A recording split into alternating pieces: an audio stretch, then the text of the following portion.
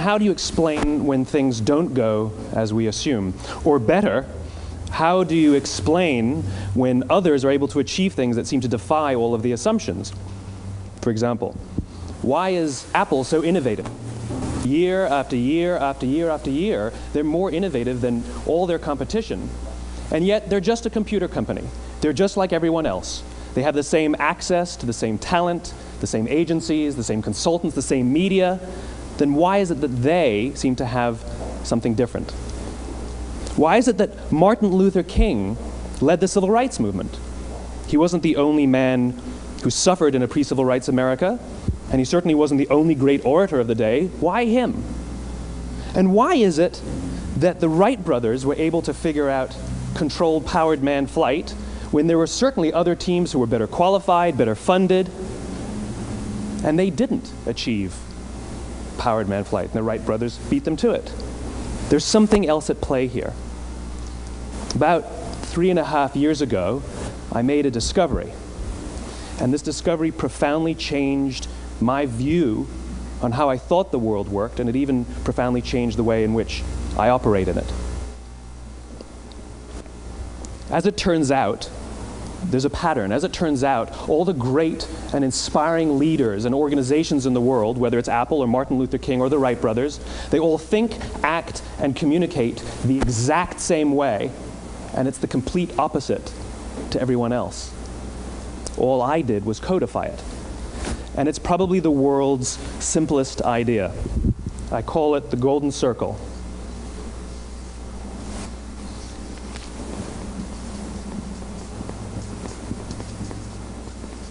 Why, how, what?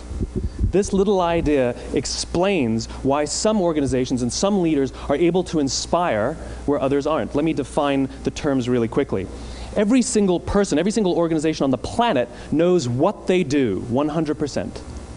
Some know how they do it, whether you call it your differentiating value proposition or your proprietary process or your USP. But very, very few people or organizations know why they do what they do. And by why, I don't mean to make a profit. That's a result. It's always a result. By why, I mean what's your purpose? What's your cause? What's your belief? Why does your organization exist? Why do you get out of bed in the morning? And why should anyone care? Well, as a result, the way we think, the way we act, the way we communicate is from the outside in. It's obvious. We go from the clearest thing to the fuzziest thing. But the inspired leaders and the inspired organizations, regardless of their size, regardless of their industry, all think, act, and communicate from the inside out. Let me give you an example. I use Apple because they're easy to understand and everybody gets it. If Apple were like everyone else, a marketing message from them might sound like this. We make great computers. They're beautifully designed, simple to use, and user-friendly. Want to buy one? Meh. And that's how most of us communicate. That's how most marketing is done, that's how most sales is done, and that's how most of us communicate interpersonally. We say what we do, we say how we're different or how we're better, and we expect some sort of behavior, a purchase, a vote, something like that. Here's our new law firm. We have the best lawyers with the biggest clients. We have, we always perform for our clients, do business with us. Here's our new car. It gets great gas mileage. It has, leather seats. Buy our car. But it's uninspiring. Here's how Apple actually communicates. Everything we do, we believe in challenging the status quo. We believe in thinking differently. The way we challenge the status quo is by making our products beautifully designed, simple to use, and user-friendly. We just happen to make great computers. Want to buy one? Totally different, right? You're ready to buy a computer from me. All I did was reverse the order of the information. What it proves to us is that people don't buy what you do, people buy why you do it. People don't buy what you do, they buy why you do it. This explains why every single person in this room is perfectly comfortable buying a computer from Apple. But we're also perfectly comfortable buying an MP3 player from Apple, or a phone from Apple, or a DVR from Apple. But as I said before, Apple's just a computer company. There's nothing that distinguishes them structurally from any of their competitors. Their competitors are all equally qualified to make all of these products. In fact, they tried. A few years ago, Gateway came out with flat-screen TVs. They're eminently qualified to make flat-screen TVs. They've been making flat-screen monitors for years. Nobody bought one.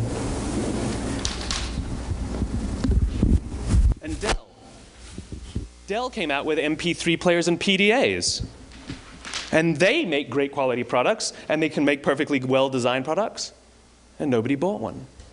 In fact, talking about it now, we can't even imagine buying an MP3 player from Dell. Why would you buy an MP3 player from a computer company? But we do it every day. People don't buy what you do, they buy why you do it. The goal is not to do business with everybody who needs what you have. The goal is to do business with people who believe what you believe. Here's the best part. None of what I'm telling you is my opinion.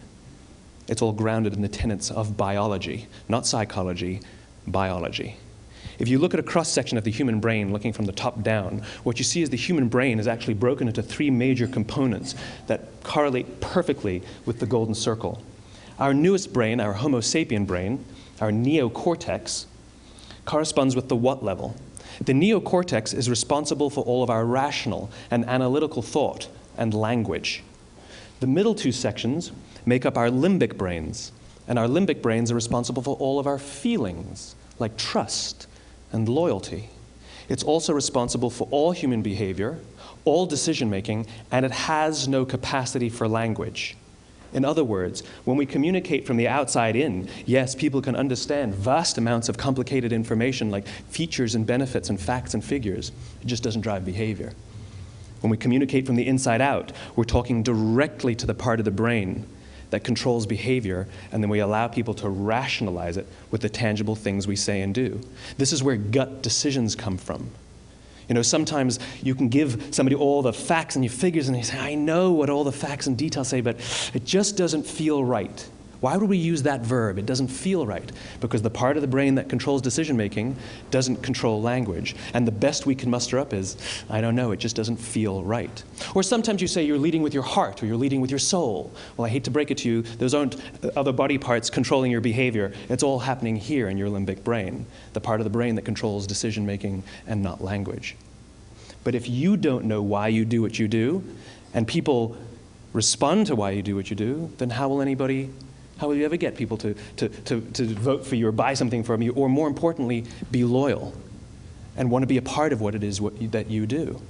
Again, the goal is not just to sell people who need what you have. The goal is to sell to people who believe what you believe. The goal is not just to hire people who need a job. It's to hire people who believe what you believe. I always say that, you know, there's if you hire people just because they can do a job, they'll work for your money. But if you hire people who believe what you believe, they work for you with blood and sweat and tears. And nowhere else is there a better example of this than with the Wright brothers. Most people don't know about Samuel Pierpont Langley.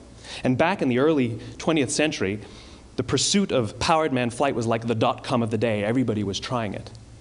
And Samuel Pierpont Langley had what we assume to be the recipe for success. I mean, even now, you ask people, why did your product or why did your company fail? And people always give you the same permutation of the same three things. Undercapitalized, the wrong people, bad market conditions. It's always the same three things. So let's explore that. Samuel Pierpont Langley was given $50,000 by the War Department to figure out this flying machine. Money was no problem.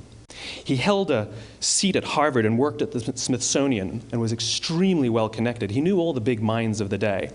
He hired the best minds money could find, and the market conditions were fantastic. The New York Times followed him around everywhere, and everyone was rooting for Langley. And how come we've never heard of Samuel Pierpont Langley? A few hundred miles away in Dayton, Ohio, Orville and Wilbur Wright. They had none of what we consider to be the recipe for success. They had no money. They paid for their dream with the proceeds from their bicycle shop. Not a single person on the Wright brothers' team had a college education, not even Orville or Wilbur. And the New York Times followed them around nowhere. The difference was Orville and Wilbur were driven by a cause, by a purpose, by a belief. They believed that if they could figure out this flying machine, it'll change the course of the world. Samuel Pierpont Langley was different. He wanted to be rich, and he wanted to be famous. He was in pursuit of the result. He was in pursuit of the riches. And lo and behold, look what happened. The people who believed in the Wright brothers' dream worked with them with blood and sweat and tears. The others just worked for the paycheck. And they tell stories of how every time the Wright brothers went out, they would have to take 5 sets of parts because that's how many times they would crash before they came in for supper. And eventually, on December 17th, 1903, the Wright brothers took flight. And no one was there to even experience it. We found out about it a few days later. And further proof that Langley was motivated by the wrong thing, the day the Wright brothers took flight, he quit. He could have said, "That's an amazing discovery, guys. Now we'll improve upon your technology." But he didn't. He wasn't first. He didn't get rich. He didn't get famous. So he quit. People don't buy what you do, they buy why you do it. And if you talk about what you believe, you will attract those who believe what you believe. Well, why is it important to attract those who believe what you believe? Something called the law of diffusion of innovation. And if you don't know the law, you definitely know the terminology. The first 2.5% of our population are our innovators. The next 13.5% of our population are our early adopters. The next 34% are your early majority, your late majority, and your laggards. The only reason these people buy touch-tone phones is because you can't buy rotary phones anymore. We all sit at various places at various times on the scale, but what the law of diffusion of innovation tells us is that if you want mass market success or mass market acceptance of an idea, you cannot have it until you achieve this tipping point between 15 and 18% market penetration, and then the system tips. And I love asking businesses, what's your conversion on new business? And they love to tell you, oh, it's about 10%, proudly. Well, you can trip over 10% of the customers. We all have about 10% who just get it. That's how we describe them, right? That's like that gut feeling, oh, they just get it. The problem is, how do you find the ones that just get it before you're doing business with them versus the ones who don't get it? So it's this here, this little gap, that you have to close, as Geoffrey Moore calls it, crossing the chasm. Because you see, the early majority will not try something until someone else has tried it first. And these guys, the innovators and the early adopters, they're comfortable making those gut decisions. They're more comfortable making those intuitive decisions that are driven by what they believe about the world, and not just what product is available. These are the people who stood online for 6 hours to buy an iPhone when they first came out, when you could have just walked into the store the next week and bought one off the shelf. These are the people who spent $40,000 on flat-screen TVs when they first came out, even though the technology was substandard. And by the way, they didn't do it because the technology was so great. They did it for themselves. It's because they wanted to be first. People don't buy what you do, they buy why you do it. And what you do simply proves what you believe. In fact, people will do the things that prove what they believe. The reason that person bought the iPhone in the first 6 hours, or stood in line for 6 hours, was because of what they believed about the world and how they wanted everybody to see them. They were first. People don't buy what you do, they buy why you do it. So let me give you a famous example, a famous failure and a famous success of the law of diffusion of innovation. First, the famous failure. It's a commercial example. As we said before a second ago, the recipe for success is money and the right people and the right marketing conditions, right? You should have success then. Look at TiVo. From the time TiVo came out about 8 or 9 years ago to this current day, they are the single highest quality product on the market. Hands down, there is no dispute. They were extremely well funded. Market conditions were fantastic. I mean, we use TiVo as a verb. I TiVo stuff on my piece of junk Time Warner DVR all the time. But TiVo is a commercial failure. They've never made money. And when they went IPO, their stock was at about $30 or $40 and then plummeted, and it's never traded above 10. In fact, I don't think it's even traded above 6, except for a couple of little spikes. Because you see, when TiVo launched their product, they told us all what they had. They said, we have a product that pauses live TV, skips commercials, rewinds live TV, and memorizes your viewing habits without you even asking. And the cynical majority said, we don't believe you, we don't need it, we don't like it, you're scaring us. What if they had said, if you're the kind of person who likes to have total control over every aspect of your life, boy, do we have a product for you. It pauses live TV, skips commercials, memorizes your viewing habits, etc., etc. People don't buy what you do, they buy why you do it, and what you do simply serves as the proof of what you believe. Now let me give you a successful example of the law of diffusion of innovation. In the summer of 1963, 250,000 people showed up on the Mall in Washington to hear Dr. King speak. They sent out no invitations, and there was no website to check the date. How do you do that? Well, Dr. King wasn't the only man in America who was a great orator. He wasn't the only man in America who suffered in a pre-civil rights America. In fact, some of his ideas were bad. But he had a gift. He didn't go around telling people what needed to change in America. He went around and told people what he believed. I believe, I believe, I believe, he told people. And people who believed what he believed took his cause and they made it their own, and they told people. And some of those people created structures to get the word out to even more people. And lo and behold, 250,000 people showed up on the right day, on the right time to hear him speak. How many of them showed up for him? 0. They showed up for themselves. It's what they believed about America that got them to travel on a bus for 8 hours to stand in the sun in Washington in the middle of August. It's what they believed, and it wasn't about black versus white. 25% of the audience was white. Dr. King believed that there are 2 types of laws in this world, those that are made by a higher authority and those that are made by man. And not until all the laws that are made by man are consistent with the laws that are made by the higher authority will we live in a just world. It just so happens that the civil rights movement was the perfect thing to help him bring his cause to life. We followed him not for him, but for ourselves. And by the way, he gave the I have a dream speech, not the I have a plan speech. Listen to politicians now with their comprehensive 12-point plans. They're not inspiring anybody. Because there are leaders and there are those who lead.